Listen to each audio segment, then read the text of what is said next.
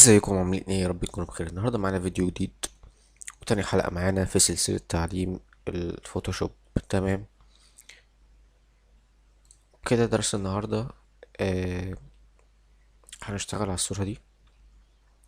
دي الصورة اللي احنا اشتغلنا عليها الدرس الأول. عملنا ألوان فقط في الصورة وشوية ترقيم في الوش، حاجات بسيطة يعني. دي كده الصورة قبل،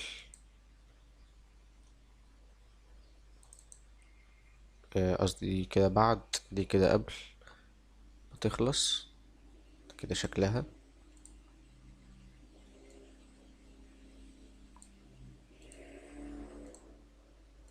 طبعا انتوا شايفين الفرق. فاخدنا نفس الفلتر ده اللي احنا اشتغلنا بيه على الصورة اللي فاتت، حطيناه على الصورة دي كده.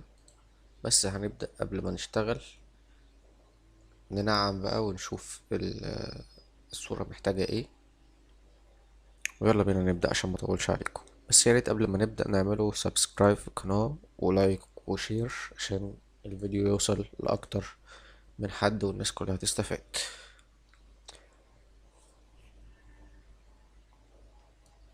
بسم الله الرحمن الرحيم. هنيجي هنا هنختار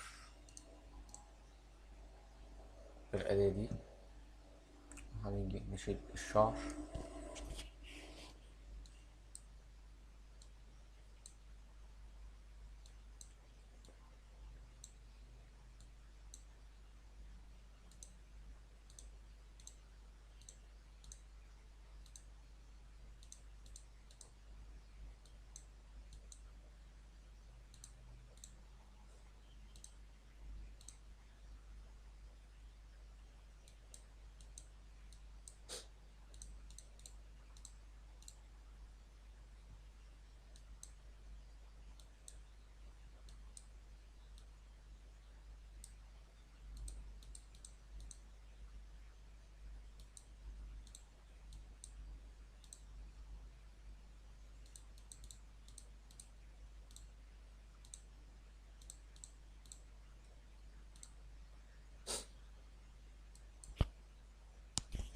هحاول اسرع لكم الفيديو لغاية اما انعم واظبط الشعر ونرجع تاني لبعض.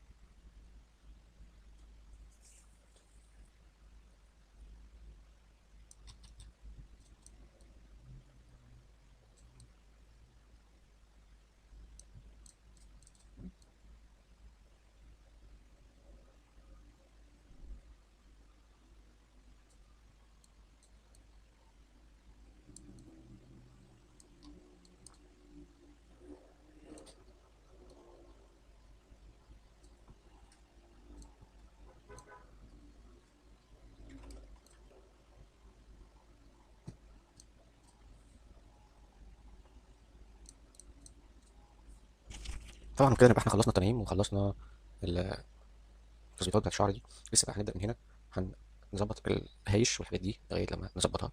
بس انا هدخل فيديو تاني ونرجع لبعض.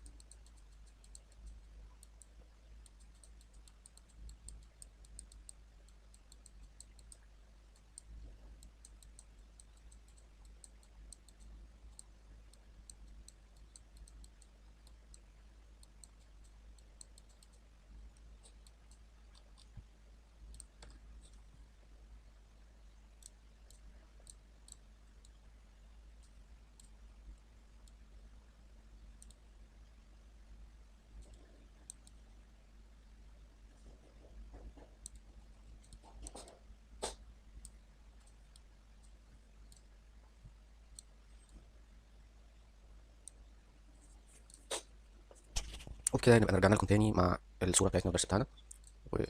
وبعد ما خلصنا الشعر وخلصنا التنعيم بتاع الوش، هنبدأ نكمل الصورة عادي طبيعي.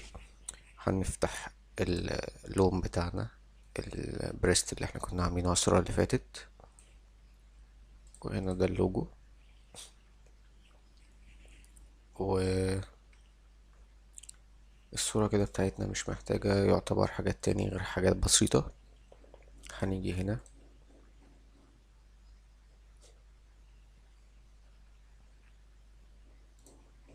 كاميرا رو فلتر، وهنبدأ نغمق الأرضية شوية.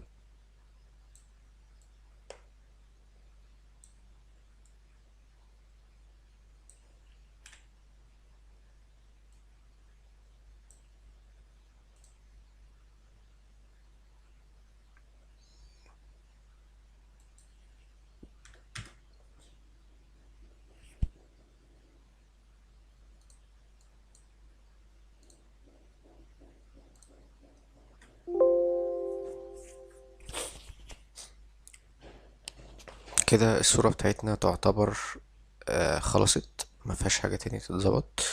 وكده احنا ظبطنا الألوان وعملنا التنعيم وظبطنا الشعر، وتعتبر كده الصورة يعني مش محتاجة حاجة تاني.